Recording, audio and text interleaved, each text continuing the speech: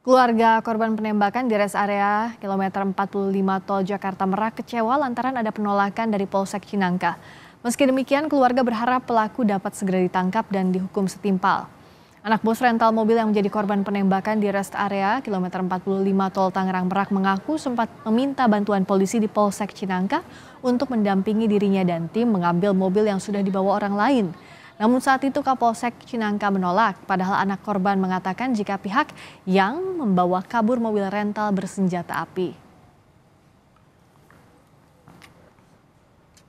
Kita mampir ke Polsek Cinangka. Polsek Cinangka.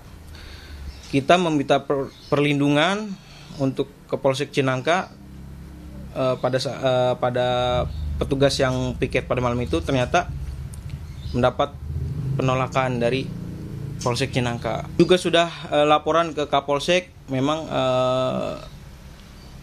tidak bisa untuk mendampingi saya bersama tim untuk mengambil mobil tersebut. Lalu pada saat itu mobil sudah jalan kembali mengarah ke Tol Jakarta Merak. Polisi terus menyelidiki aksi penembakan di rest area kilometer 45 Tol Tangerang Merak, Banten. Informasi selengkapnya kita tanyakan langsung ke Kasih Humas Polresta Tangerang, Ibda Purbawa. Selamat malam, Pak Kasih Humas. Selamat malam, Mbak. Pak Purbawa, apa benar kalau satu pelaku itu sudah ditangkap? Nah, baik, Mbak. Jadi kita perlu jelaskan untuk hasil daripada proses penyelidikan yang sudah kita lakukan dan informasi dari pelaku yang tertangkap. Jadi mengamankan daripada saudara A, yaitu penyewa kendaraan mobil rental tersebut, yang nantinya kita masih melakukan pengembangan terkait siapa saja mungkin mereka kenal dengan para pelaku. Yang pasti kita sedang melakukan pendalaman untuk mengungkap para pelaku yang melakukan penembakan tersebut. Oke, jadi jumlahnya lebih dari satu pelaku ini? Kemungkinan lebih dari satu, Mbak. Dari hasil petunjuk, kemungkinan lebih dari satu orang. Oke, dari yang sudah ditangkap itu siapa sosoknya? Jadi sementara yang sudah kita amankan itu adalah si penyewa mobil. Namun si penyewa mobil ini sudah memindah tangankan kendaraan milik korban tersebut. Oke. Jadi bukan yang melakukan penembakan, Pak? Jadi bukan, Mbak. Bukan yang melakukan penembakan di rest area 45 tersebut. Nah, makanya dari hasil dari pengamanan si saudara A ini kita lakukan pengembangan terlebih dahulu yang nantinya akan kita minta keterangan lebih lanjut. Oke, jadi A ini yang menyewakan mobil, tapi pada saat itu, saat kejadian sudah dipindah tangankan ke pelaku yang melakukan penembakan. Hubungan antara mereka apa, Pak?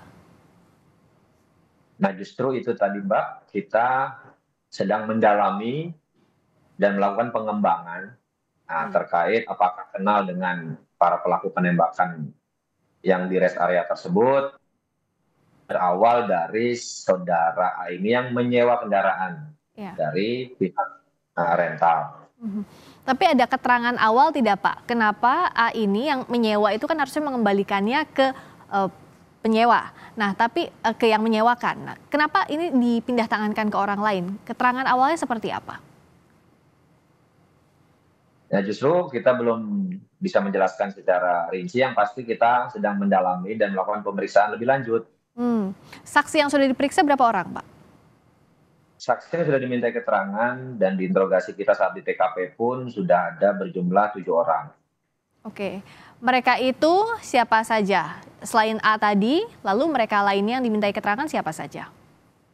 Saksi-saksi tersebut saat terjadinya peristiwa kecelakaan penembakan di kilometer 45, Bapak Kapolresta Tangerang, Bapak Kombes Pol Baktiar Joko Mujiono bersama Kasat Reskrim langsung terjun ke TKP untuk meninjau langsung dan mengumpulkan mencari alat-alat bukti yaitu dari CCTV.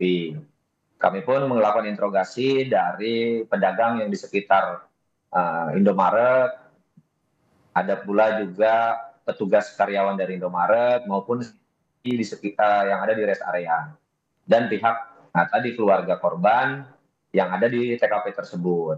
Demikian, Mbak. Oke, nah kami juga mau mengonfirmasi, apa betul ada dugaan bahwa Polsek Cinangka pada saat itu menolak laporan dari keluarga korban untuk meminta bantuan menarik mobil dari penyewa, Pak?